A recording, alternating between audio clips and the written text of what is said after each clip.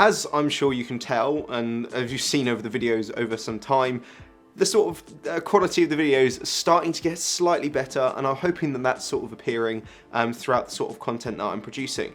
But behind me is all the sort of kit that I use on a daily basis when I'm making content for YouTube, or when I'm just enjoying myself and playing games, or even listening to music.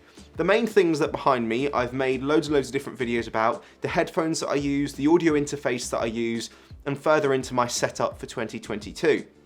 But today, I want to actually talk about the studio monitors that I purchased, and these being the PreSonus Eris 3.5 studio monitors.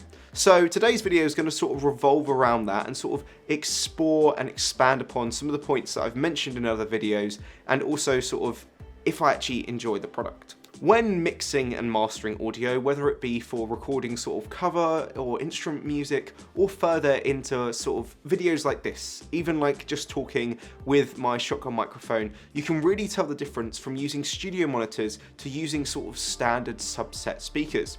These PreSonus studio monitors I bought as part of a bundle with the Studio 24C audio interface. I had seen in the past some versions of the Rocket speakers and also the sort of Yamaha speakers that are sort of industry or sort of YouTube standard, but I wanted to try something else, obviously not with the sort of really deep form factor size.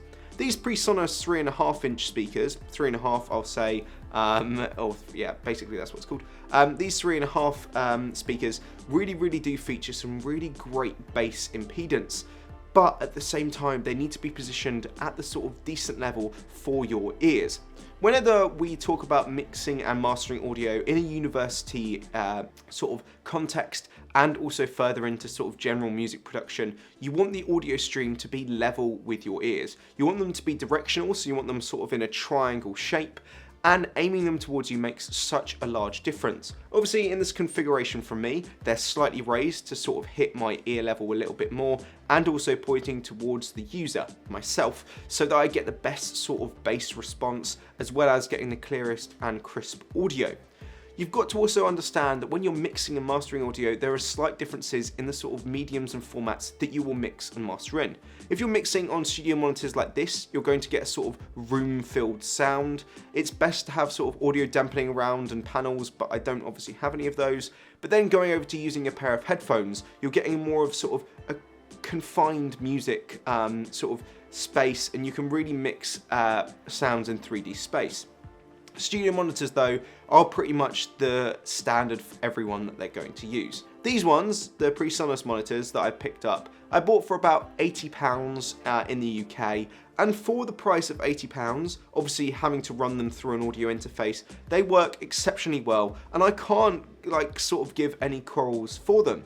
They feature the main sort of speaker drive unit at the bottom, which is this sort of round circular thing here, and also a micro sort of sub at the top that is used for sort of bass output. They're not going to be sort of bass monsters. They're no subwoofer, but they're designed for sort of flat studio sound.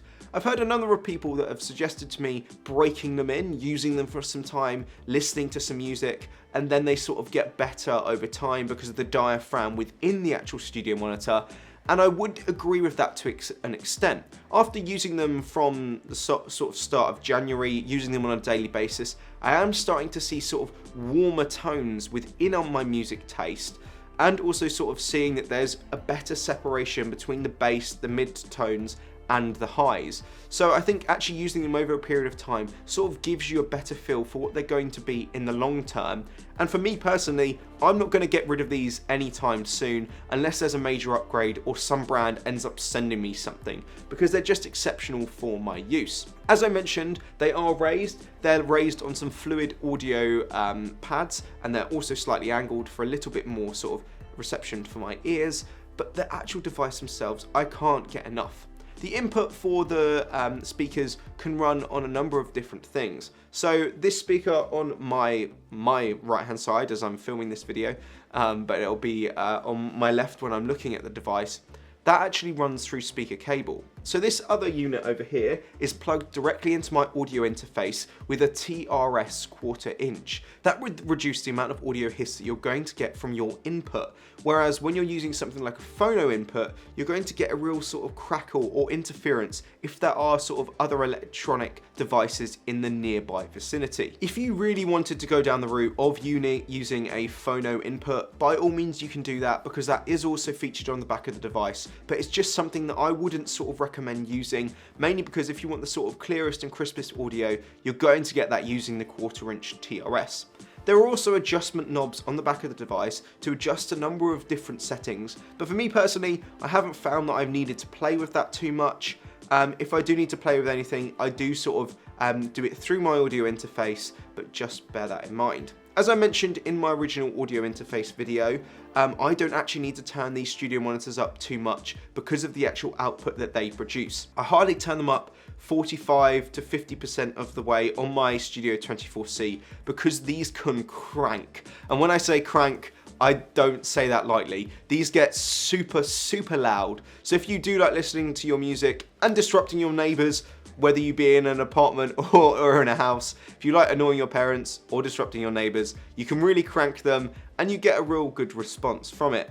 As I mentioned, these are great for your lows, your midtones and your highs. And for me personally, I think that these are great for a budget set of studio monitors. For £80, you're probably not going to get anything better than that.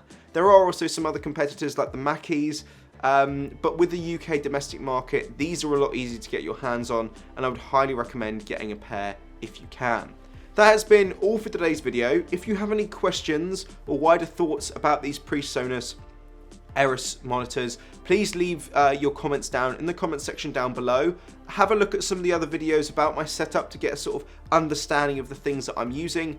But that's basically been all for today's video. I hope you've enjoyed yourself. If you've liked this video, please hit like, hit subscribe, and fingers crossed I'll see you in the next one. Thank you very, very much for watching. I'll see you then. Bye-bye.